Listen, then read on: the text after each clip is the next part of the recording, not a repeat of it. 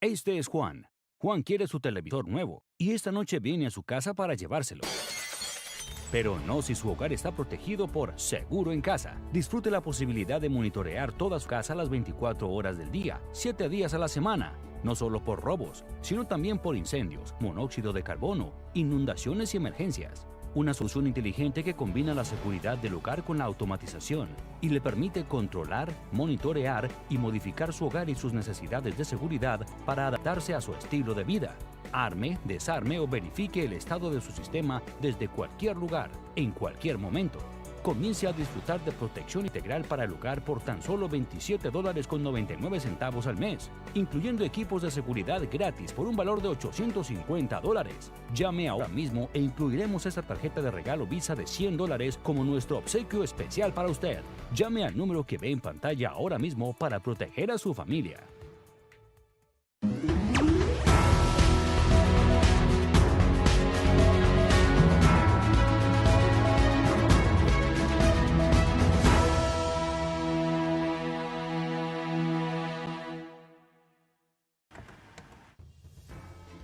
Broadcasting from Now Media Network's headquarters in Houston, this is Purple Politics, hosted by political expert and commentator Alina Gonzalez-Dockery.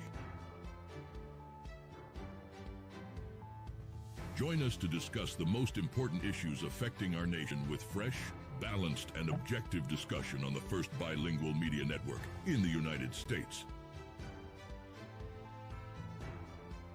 Purple Politics starts right now. Hello, everyone, and welcome back. And do you feel the electricity, the excitement, the joy? That is what the DNC is portraying. Joyous celebration. And to no one's surprise, it is rolling out like celebrity after celebrity. But one of the biggest things was the surprise appearance by Oprah Winfrey. Yes, the Big O was on the stage, and that was her first time ever appearing on a Democratic convention or even any convention. But let's jump into what is now being seen as, I'll admit, super fun, exciting, very heavy on the anti-Trump. I mean, honestly, it's a bit much, but you know what? When you get Oprah, who is an independent, who is wearing her symbolic purple to state that independent is the way to go, that it is not about one party or the other, which is part of the problem. And maybe, as Chris Cuomo says, the uniparty is real because that is what the corporate dollars, those hundreds of millions of dollars pouring into campaigns, is really the uniparty. That is the issue. But let's get into it. So we have Oprah, we have football analogies, we have freedom. And the Democratic Party is embracing patriotism. I know, it's amazing. Patriotism is a good thing now with the Democratic Party. So on the third night of the Democratic National Convention, former presidents and hopeful leaders took the stage in a celebration that also marked the primetime debut of Governor Tim Walz. Cheered on by members of his high school football team he once coached, Walz accepted the Democrats' vice presidential nomination with a speech that resonated with the evening's theme of unity. The convention paid tribute to Minnesota, Walz's home state, with a special acknowledgement of the artist formerly known as Prince and an appearance by Senator Amy Klobuchar. The evening underscored the enduring influence of celebrity in politics. Speakers repeatedly emphasized the importance of neighborly respect, drawing on the character of Ned Flanders from The Simpsons as a metaphor for the Democrats' approach. This is markedly different from the approach of Biden and his campaign, or even in 2020. It's refreshing. I mean, yes, we saw for a glimmer during the RNC about unity and such, but it is welcome when you have Oprah Winfrey saying it does not matter who you are. If your house is on fire, if you're in in danger. If you need help, it should not matter what color you are, what race you are, what gender identity you are, or what gender you are.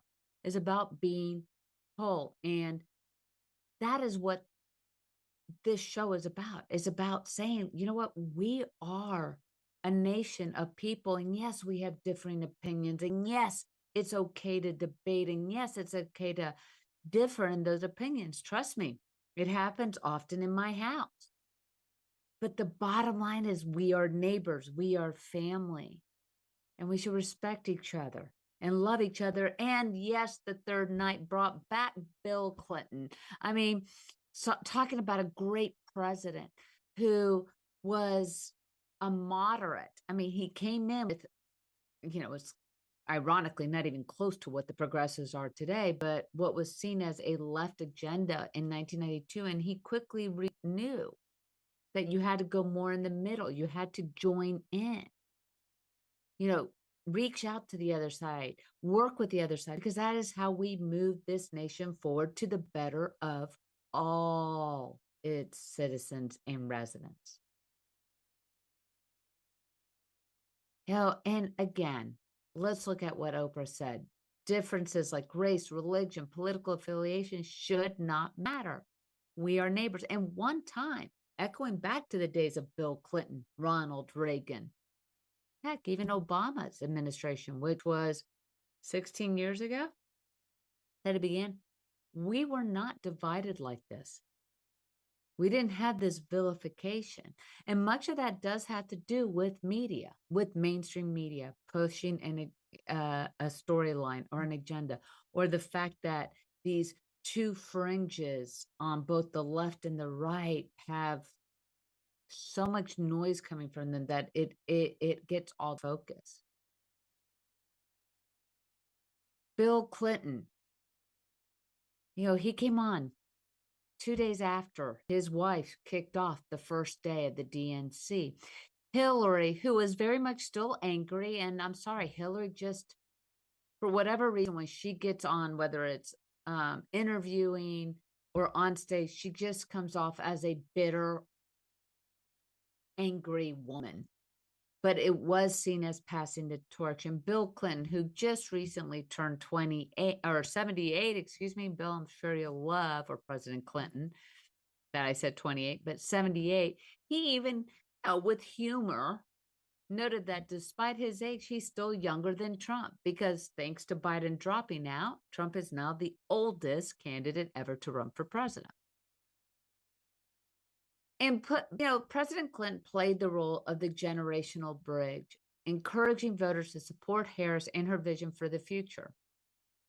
Clinton's speech marked his transition from a once youthful political icon to a figure of the past, passing the baton to the next generation of Democratic leaders. My hope, though, is by passing that baton to the next generation, whether it's the Democratic leaders or even Republican, or more importantly, even some of those independent, moderate leaders that are being influenced and shaped by today's politics. Let's hope that the lessons of his presidency, of how he was able to work with people of differing parties and opinions and ideological beliefs, let's hope that is what is going to happen in the future. And that night sent a clear message of generational change within the Democratic Party. Clinton's presence, along with rising stars like Pete Buttigieg, Josh Shapiro, who was phenomenal. I mean, Governor Shapiro, his speaking ability is off the charts. He was phenomenal. He was good. And it really did put a big question mark, like, is the good old coach really the right choice? Because Shapiro just is dynamic. He has this amazing ability to own the stage. And some will say that he very Obama-esque, and maybe even Ronald Reagan-esque. Because remember, President Reagan was the first that really commanded that stage and understood it. And looking at President Clinton's final remarks with both reflective and forward-looking, He expressed his pride in the Democratic ticket and urged voters to not only support but believe in this. And then we have a pinnacle that this is a sweet scene. Whether you liked President Obama or not, whether you agreed with him or not. And I will say, for one, I think now maybe it's more of a nostalgia of back then that it was a little bit more decorum. I did not agree with Obama's administration for many of his points, but I will tell you what, I respect the hell out of Obama and Michelle, and for them to come out and Michelle finally being released of any political shackles, and she was able to say what she really wanted to say.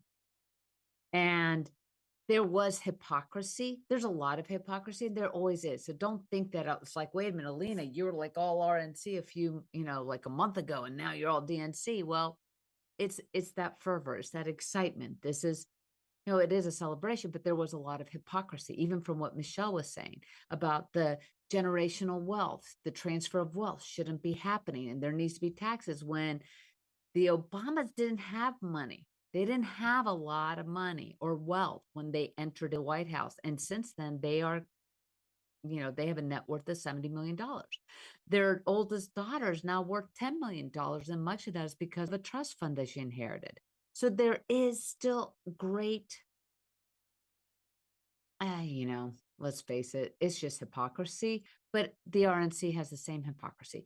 When you're denouncing billionaires, but then you have a self-made billionaire, Oprah. And let's give a round of applause, because the reality is that there is a godmother of the Democratic National Committee of the Democrats that was able to pull this together, and it was Nancy Pelosi. And as many put on her thing, a pin saying Nancy, our godmother,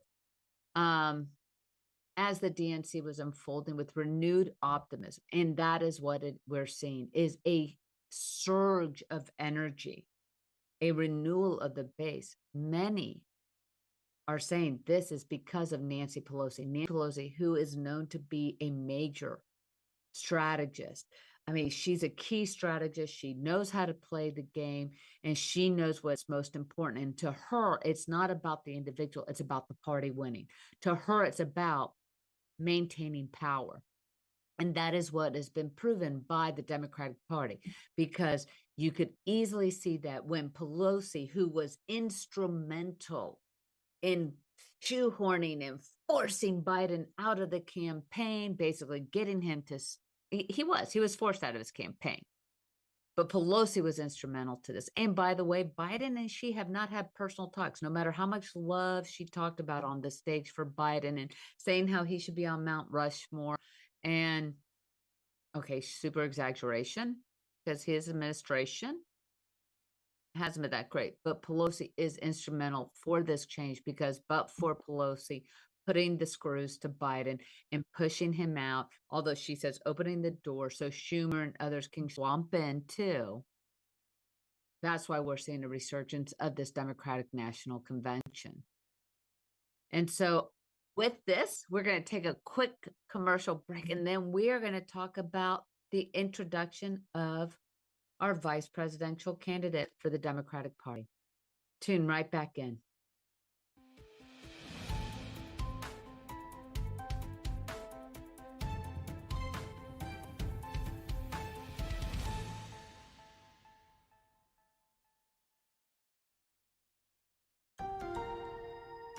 If you're on supplemental oxygen, heavy and awkward tanks can be a burden. Now, you can leave home and leave the tanks behind with Inogen, portable oxygen therapy that moves with you. With my Inogen, now I'm able to do the things that I've always loved. I just press the button here, and there's my oxygen. Inogen systems are so small and light, you're free to leave the house without the hassles of an oxygen tank. I could play golf again. I could go grocery shopping. I'm free again.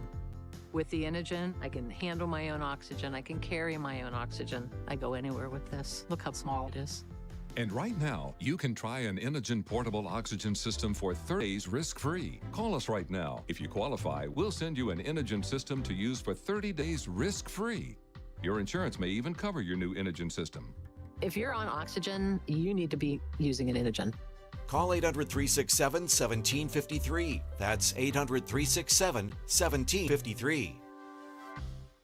Are you nearly maxed out on your credit cards? It doesn't matter if you're using your credit cards for fun or to survive. At the end of the month, your statements come in, and you can either pay them or you can't. If you can't, late fees and interest rates get tacked on. And now you're struggling just to make the minimum payment due. Do you feel trapped? Am I talking to you? Good, because I personally researched some companies that can help you. They may be able to reduce your credit card balances by 50% and stop the late fees. If you qualify, please call our special debt hotline number right now for a complimentary free 5-minute consultation. Deal with your credit card problem now before it gets much worse and put more money back in your pocket. Trust me, I've been there too. Call right now. Call 855-993-2096 right now. That's 855-993-2096.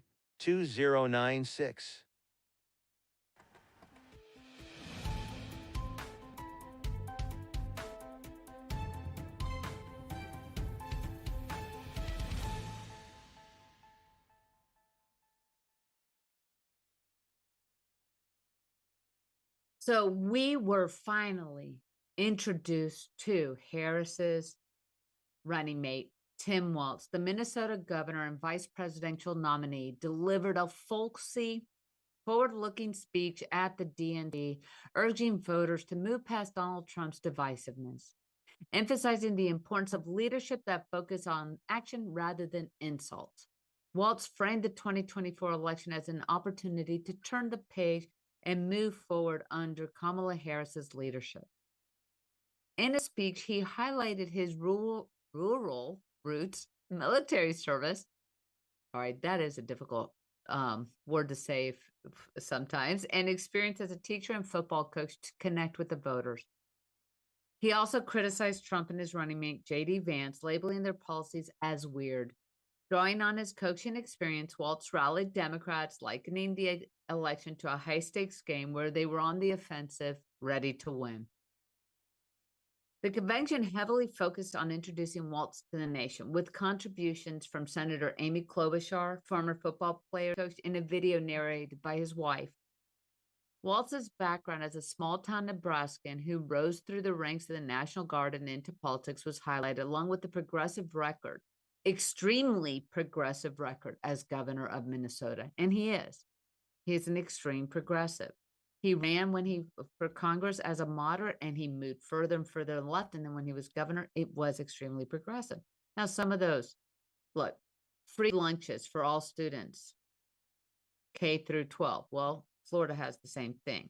I mean, we have some similarities, and some of them are good pop. I'm not talking about that. I'm talking about the fact that he is a taxing of the wealthy. He is about giving a lot of benefits and trying to get everybody on the dole. And that is where the big question is because Kamala, although she's trying to portray herself as, oh, we're only in the now, we're going to be moderate and we're going to be here. The reality is that she ran as an extreme progressive notions in 2020. She was known to be extremely progressive and to that fringe left when she was a senator. So now you're starting to see this move over. And I'm going to ask all of y'all, think about it. Does this sound familiar? Biden, when he ran in 2019, 2020, he was saying that he was a moderate Democrat. He was a traditional Democrat. And the moment he got into office, he passed within 98 executive orders within the first 100 days, and it went extremely left, progressive. So that's going to be the question, because right now, though they're the whole Trump bashing and everything like that, to include what the Obamas were Trump bashing, goes to their base, much like we tell Trump, you don't have to feed into your base. It's about the independents. It's about those disenfranchised Democrats, Republicans, and independents that are unsure. And it definitely comes down to those key states, those toss-ups. That's where it is. But then you got to ask yourself, can I really trust this party? Can I trust what they're saying? Are they truly going to be moderate? Are they actually going to take into consideration what the vast majority of us, it doesn't matter if you're a D, an R, an I, an NA. And at the DNC, Barack and Michelle Obama delivered powerful speeches to support Kamala's bid for the presidency, marking their third effort to prevent Donald Trump from winning the White House. The Obamas emphasized that Harris's success is crucial not only for the country, but also preserving their own legacies. Barack Obama highlighted Harris's dedication to giving people the same opportunity she had, contrasting her leadership with Trump's chaotic approach.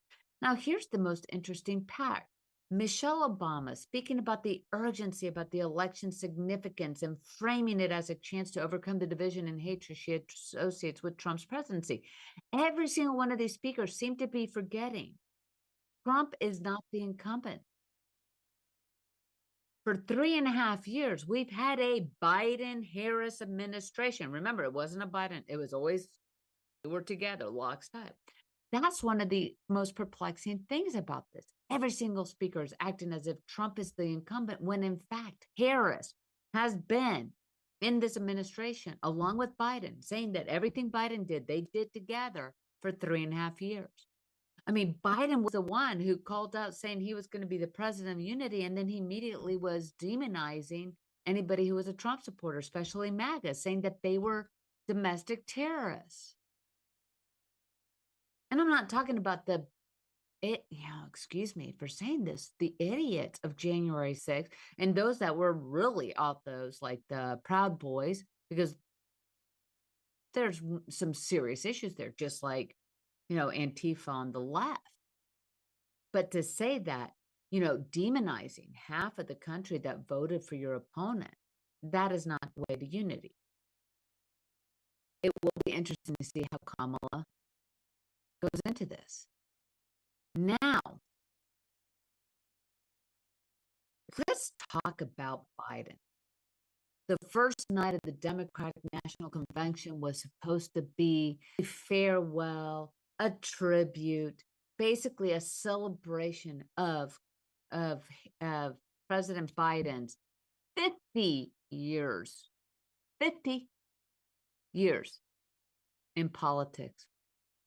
And even to the point where we have Kamala that did a surprise stop in to celebrate Biden. And honestly, now that I think back at first I was I felt bad. I felt offense.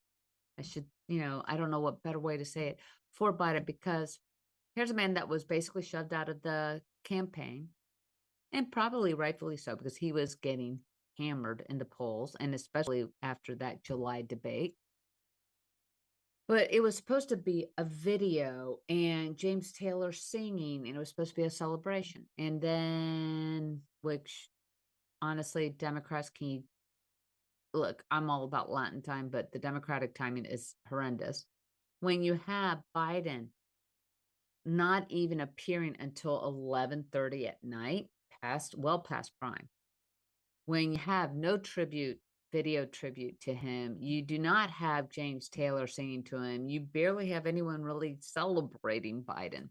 And then it made all sense when you watch Biden's speech. Angry old man.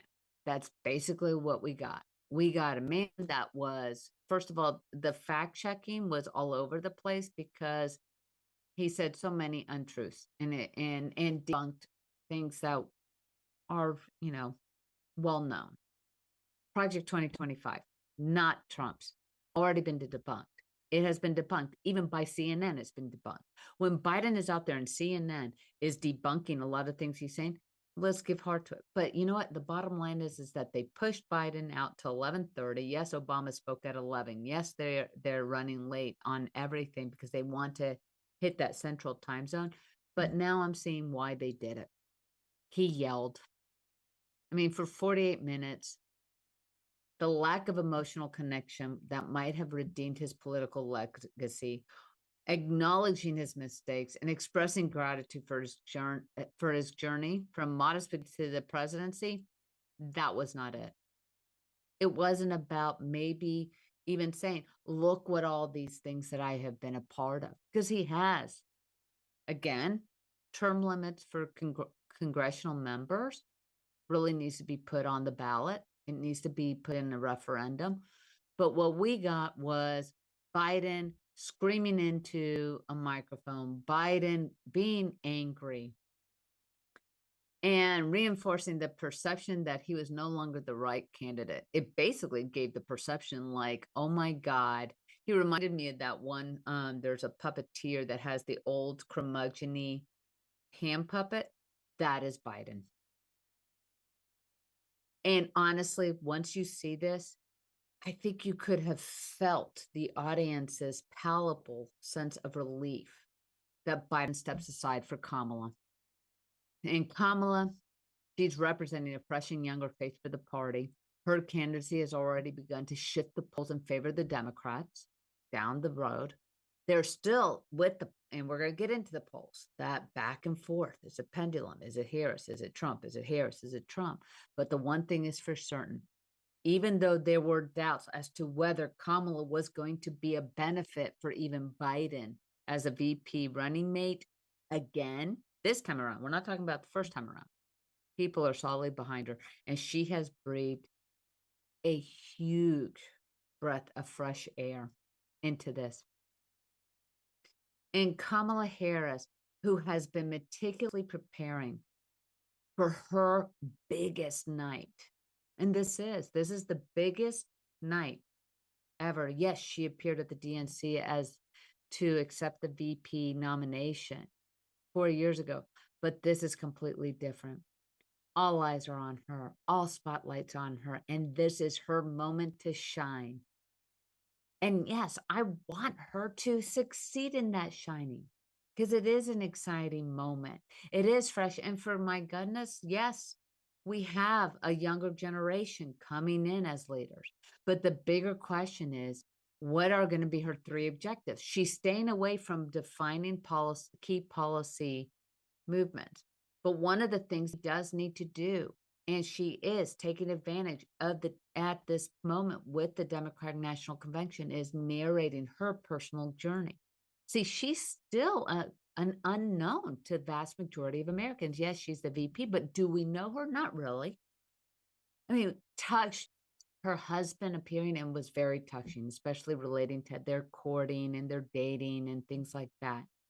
But this is her time to narrate her personal journey, contrast her vision with the future with Donald Trump, though there are some likenesses, and reclaiming that patriotic spirit. And again, this is very refreshing because if you recall, back in 2020 and 2021, anybody hanging the American flag was seen as a redneck MAGA person, and it was deemed as a negative.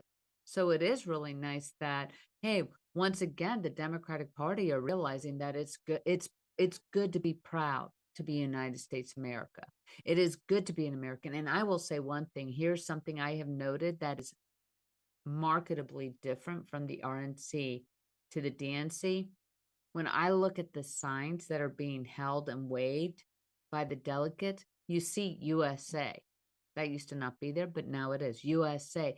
It's more positive, loving. You don't have deport them all.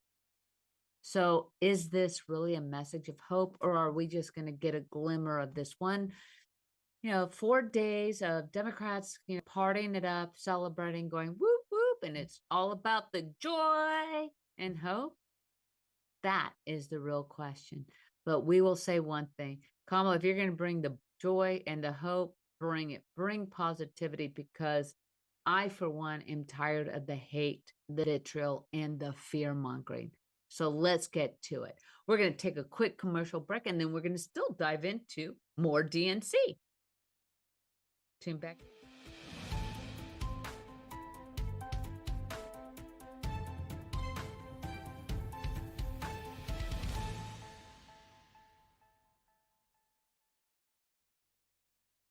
If you're living with diabetes and using insulin, you know the pain of pricking your fingers over and over again. By wearing a small device called a continuous glucose monitor, or CGM, you can reduce the pain of pricking your fingers right away. If you use insulin daily, you might be eligible to get your own continuous glucose monitor. So call the US Med Diabetic Health Hotline today and learn about the latest CGM technology. Not only can a CGM immediately reduce pain, it's accurate, easy to use, and helps you make better diabetes treatment decisions. And if you have Medicare or private insurance, you can see if you qualify for a CGM at little or no out-of-pocket cost. We'll also provide free shipping of your new CGM, and we'll bill your insurance company for you. If you use insulin daily, you might be eligible to get your own continuous glucose monitor. So call the US Med Diabetic Health Hotline to see if you qualify for a CGM at little to no out-of-pocket cost. Do you have a car sitting around you want to get rid of? Well, here's a great idea. Donate your car now to help local veterans in your area. Yes, just make one fast call to the Veteran Car Donation Program. Within a few days, we'll come and remove your car for free. You can donate any car in any condition. We'll use our vast network to sell it. The proceeds raised go to help local veterans and their families. And you get a tax deduction. And all you need to do is make this free call. Clean your yard up, get rid of an old car, and help the vets. We make it easy. Make this free call now. Book your fast and easy pickup. Call the Veteran Car Donation Program now.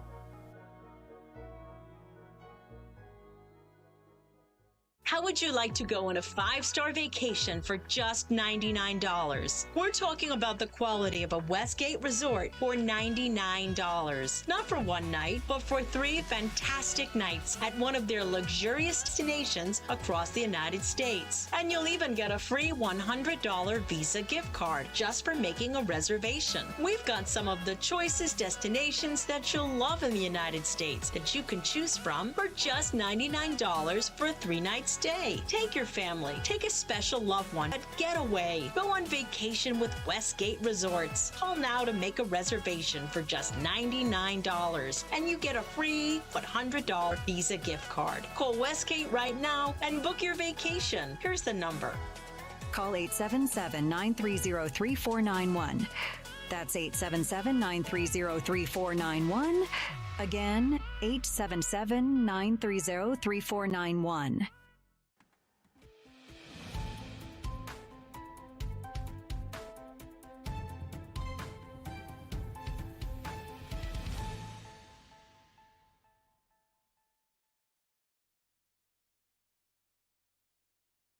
So look out.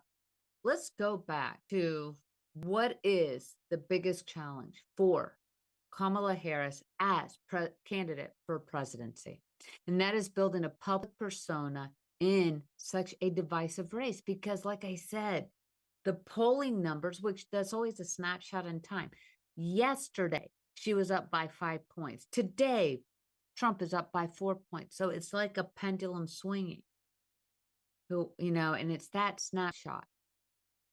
But as VP Harris reintroduces herself on this national stage, Democrats aiming to highlight her background and achievements, presenting her as a product of a modest upbringing who has risen through the ranks to become a prominent political leader.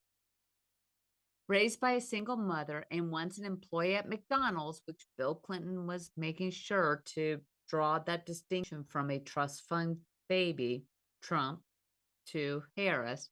Harris' story is contrasted with the Republican portrayals of her as an out-of-touch liberal with problematic policies on crime and immigration. The Democrats' narrative wants to convey focusing on her genuine connection to the middle-class struggles and her role as a committed public servant. Despite her significant political experience, including time in the Senate and as vice president, Harris remains relatively unknown, as we discussed earlier. And recent polls show that a substantial portion of the electorate are unfamiliar with her positions and priorities. Democrats view this as an opportunity to shape her image and narrative before the November election against former President Trump. So this convention speech is that key moment in defining her public persona, but it's not the only one. This is a great snapshot. I mean, she's talking to her base, but the real appeal is to the audience. But then after the convention, it's about her getting in front of media, doing press junkets, answering the question, getting out there and conveying who you are. Because she is known to be a pragmatic person, very pragmatic and being in person, and supposedly saying that she doesn't want to change the way things are, but really solidify and how we can embed her now, today, the present moment, which is still contradictory to what she was doing in 2020 when she was stating all of these very progressive moves. At one point, going to a one insurance, Medicare for all, getting rid of all private insurance. And then she backed away from that. She still has to deal with the border and her immigration stance, because at one point she was all for blowing up the INS and starting from scrap or getting rid of it. And the Republicans continue to criticize her for her previous policy positions and linked her to the broader Democratic policies that have been unpopular, such as the handling of the Afghanistan withdrawal and economic issues like inflation. Because no matter how much everybody is saying, and herself going, people can't afford groceries and gas and things like that. Well, newsflash, gas, grocery, all of that increased and doubled at some point during her administration with Biden, the Biden-Harris administration. Yes, the issues with COVID and transportation issues and the gridlock at the piers and stuff in California, and Mayor Pete being on paternity leave had all that to do with it. And no, there is no price gouging, because if there were price gouging, as the vice president, she could have she could have rounded up all the AGs in every state and go, okay, start going after those grocery stores that are price gouging. They're not, because yes, there is going to be profits. Yes, there are profits. However, get to the key root. Stop acting like you are running against an incumbent when you are the incumbent. And that is the truth. So even with the strategy, showcasing her personal life, building up that connection with voters, because that is one of the things that Kamala has not been successful with in the past. And that is truly connecting with her audience, whether live or on television. She comes off as condescending. She placates by changing her accent. And I'm sorry, that annoys me. It does. I don't want someone to come into a Southern saying just, damn, we got this. I may sometimes fall into that because I did grow up in a Southern town. However, be real, connect, show your truth, show your things. And I liked how she is rolling out her husband a little more to show and convey her personal side, like sharing this story of how she officiated at her stepson's wedding and providing the red book to them as a memento. And now what really is amazing, and this is where you see the huge shift, not only in excitement, the up-leveling of fundraising. Kamala Harris has raised $500 million since Biden dropped out a month ago. We're talking in less than 30 days, $500 million were raised. And this is not the $5, $25 donors that they would love for you to believe. These are major corporate donors. And if you were to look up in the arenas at the very nice skyboxes circle away, just like RNC had, you have major corporation and lobbyists and a lot of money up there. And that's where it's coming. But when Kamala Harris was nominated, that was as if a very fresh new breeze, and the sun is out and it's beautiful blue skies and the birds are singing. Because she inherited a party deeply divided and struggling to unify because they did not believe in Biden. And since then, she has made significant strides in repairing the coalition, as evidenced by the recent New York Times Siena College battleground poll showing her leading Donald Trump by 2 percentage points in key swing states. And this marks a substantial improvement from May when Trump held the 5-point lead over Biden. Harris's gains have been most pronounced among younger, non-white, and female voters. Specifically, she saw a notable increase in support from individuals with income under $25,000, the poor, non-white voters under 45, city residents, and regular TikTok users. Something that she is gearing her campaign towards is getting to that Gen Z. Really, signing up with streaming devices and TikTok to really get to that younger crowd. And Harris's progress has been uneven across different demographics. She's still struggling to gain the traction among older voters and white men. But this highlights a key challenge. While she has made this significant headway with younger voters, more diverse traditional Democratic strongholds, such as older non-white voters and white men, have not shifted as much in her favor. And the groups where Harris has not seen much improvement are telling. For instance, somewhat conservative voters, very conservative voters, and staunch Trump supporters, they're not going to move. And the never Trumpers are always going to be in her back. The real issue is going to be how she can get those independents, just like it's the same challenge for Trump. It's the independents.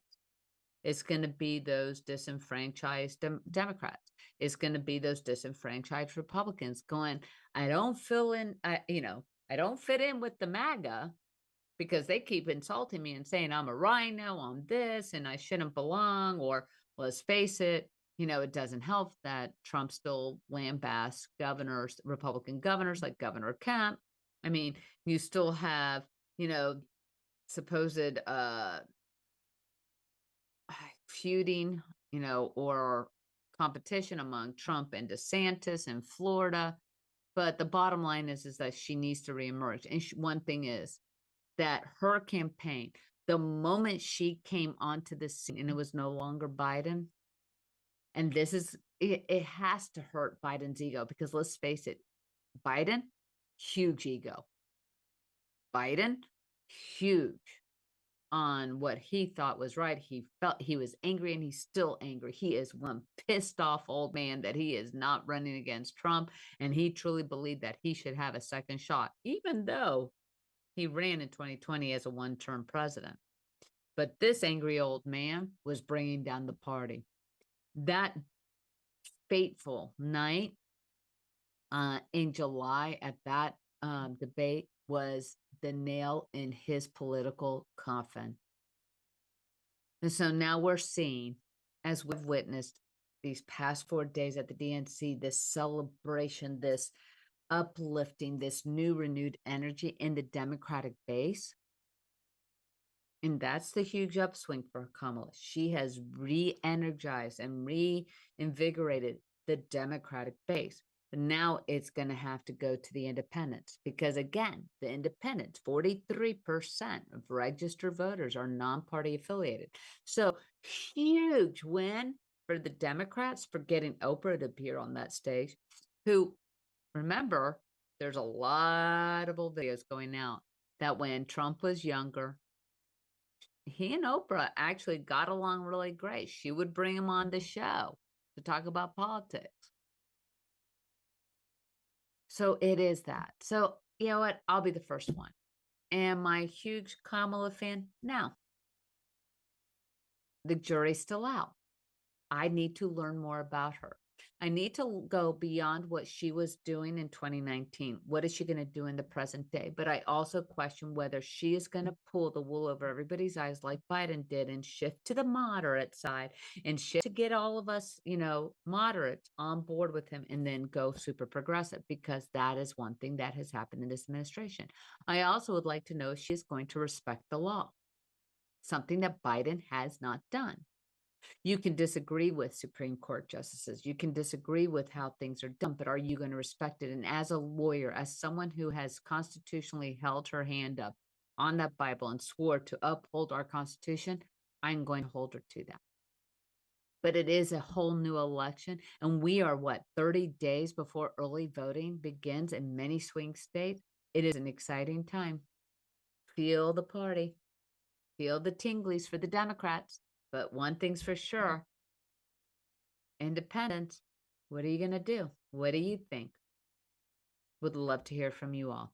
We're going to take a quick commercial break and wrap up with some interesting things that are happening in other candidates' worlds. Be right back.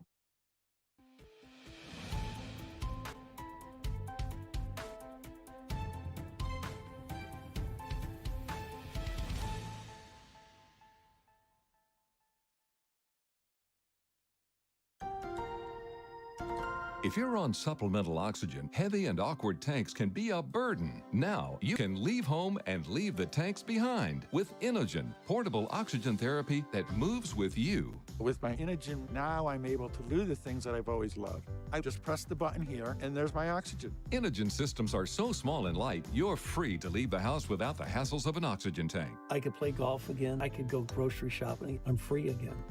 With the Inogen, I can handle my own oxygen. I can carry my own oxygen. I go anywhere with this. Look how small it is. And right now, you can try an Inogen portable oxygen system for 30 days risk-free. Call us right now. If you qualify, we'll send you an Inogen system to use for 30 days risk-free. Your insurance may even cover your new Inogen system. If you're on oxygen, you need to be using an Inogen. Call 800-37-1753. That's 800-367-1753. Do you have a car sitting around you want to get rid of? Well, here's a great idea. Donate your car now to help local veterans in your area. Yes, just make one fast call to the Veteran Car Donation Program. Within a few days, we'll come and remove your car for free. You can donate any car in any condition. We'll use our vast network to sell it. The proceeds raised go to help local veterans and their families. And you get a tax deduction. And all you need to do is make this free call. Clean your yard up, get rid of an old car, and help the vets. We make it easy. Make this free call now. Book your fast and easy pickup. Call the Veteran Car Donation Program now.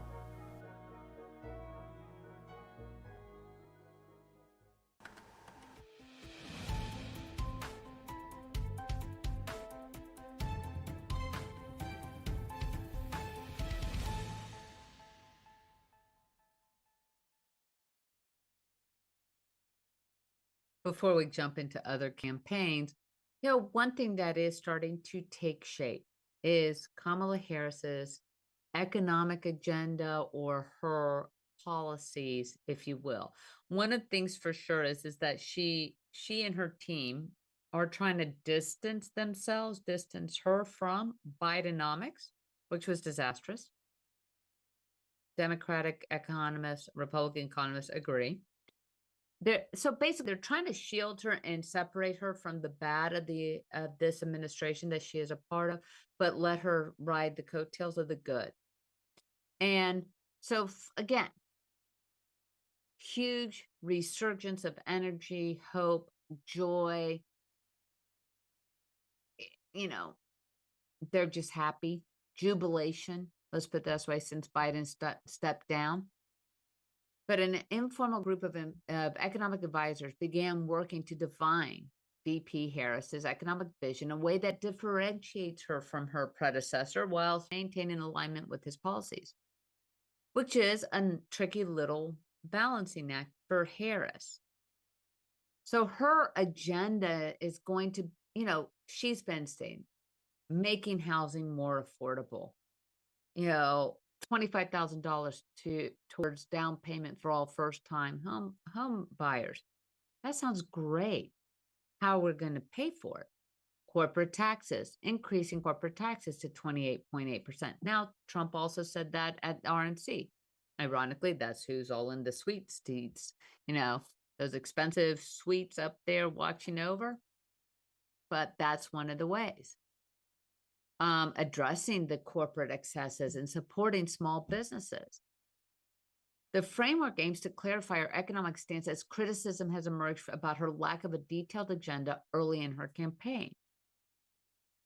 And the plan is to unveil this gradually because, well, one, it's harder to really put your thumb on her if she unveils this policy, but also it's just she's been thrust onto the national stage for running a presidential campaign 30 days ago. We are a little over 2 months away. Yeah, a little over 2 months away from Election Day. She doesn't have the benefit of a year and a half. So she still has to do that, but she's also realized that some of her points that failed miserably in 2019, 2020, when she was running for the Democratic national candidacy, has to be changed. And also because if you had the pulse on the American society, you're going to see where they're hurting. Harris has already indicated some policy shifts, such as supporting the elimination of taxes on tips, which was first originally put forward by Donald Trump. This also suggests that Harris is prepared to advance certain ideas independently.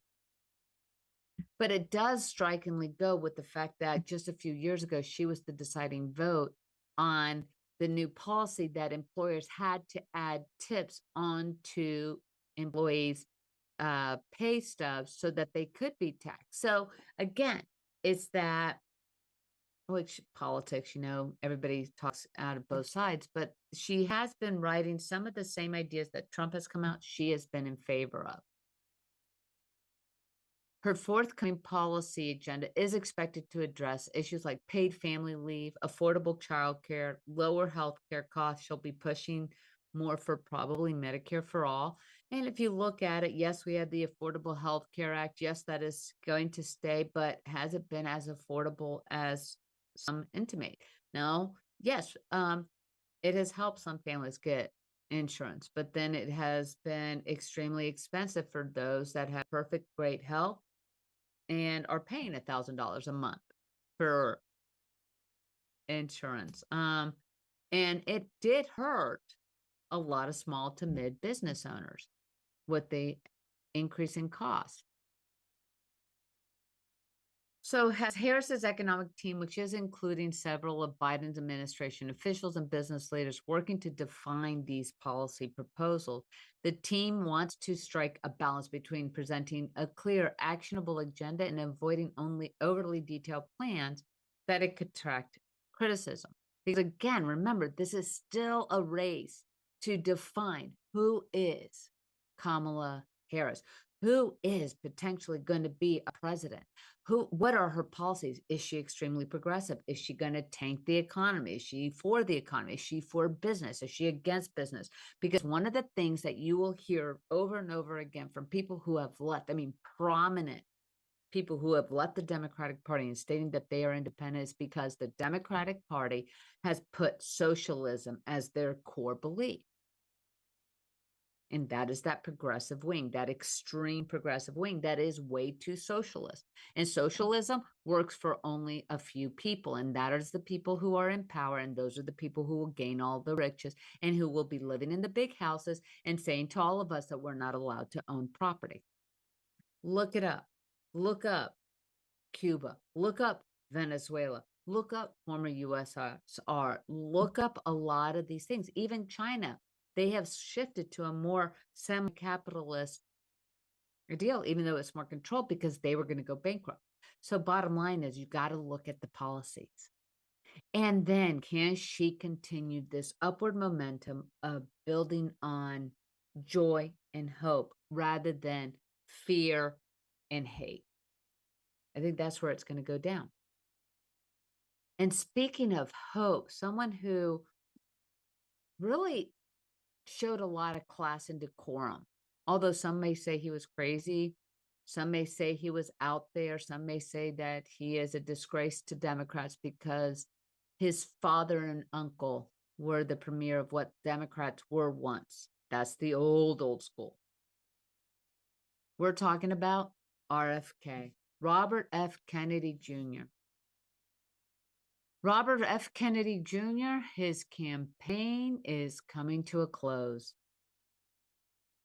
And they've been getting hit. His campaign has been getting hit one after another by lawsuits and challenges by the very Democratic Party that once he loved, that once, held on to the Camelot, the Kennedy Camelot version, which that's long gone, even though all the Kennedys were supporting Biden. Nicole Shanahan, Robert F. Kennedy Jr.'s running mate, suggested in a podcast interview that their independent presidential campaign might abandon its efforts and endorse Republican Donald Trump. She criticized the Democratic Party for what she described as sabotage of their campaign, citing challenges with securing ballot access and financial difficulties, and the continuing efforts by the Democratic Party in their lawfare. Trump responded to the suggestion by expressing willingness to consider giving Kennedy a position in his administration if he endorsed him. Trump indicated his respect for Kennedy, showing openness to such a move, although he has previously attacked Kennedy after he shifted from the Democratic primary to an independent bid. Shanahan, a former Democratic donor and ex-wife of the Google co-founder, Sergey Brin, voiced frustration with the Democratic Party alleging internal disruptions and legal obstacles. And they have been, what was it? I think it was Wednesday. Kennedy was in court again on, basically all day testifying in New York based on whether he's eligible to be on the ballot, whether he lied about being a resident of the state of New York. And so with Kennedy, and he has shown hope, he was very strong with the independents because he actually stated things that they were thinking. And yes, he may be really hyper-focused on the vaccines and COVID and big pharma, and maybe that needs to be done. But one thing is for sure, he showed class, he showed decorum. He, in spite of his family coming out and ridiculing his campaign and coming out against him, he always showed love. So to Kennedy, thank you. Thank you for showing the class that is so much needed in Congress, so much needed in politics, so much needed in the presidential campaigns. To local and government. It's not about a you or them. It's not about the R and the D. It's about the we people. And as we're seeing Robert F. Kennedy finally hearing the opera singers singing and his departure from the race, and though he was unconventional, one thing is for sure is to be said. He showed a lot of class. He showed a lot of heart. And in his heart, he was doing the right thing. But one thing is for sure, I would love for us to go back to an era where people spoke to each other with dignity, that hopes of young women such as his running mate Shanahan, for the first time in politics, be able to spring forth their voice and also shed crucial light on important issues affecting families and children today. I am Alina Gonzalez-Dockery, and yes, I am still buzzing with all the celebration, and I do enjoy the performances of Pink and John Legend and Little John. I love him. Thanks to Celebrity Apprentice, I got to know who he was much better, too, a different side from the rapper that I knew. But I am Alina. I am Purple Politics, and I want to thank you for joining me for another night, and I'm going to wish you a wonderful weekend and see you in our next episode.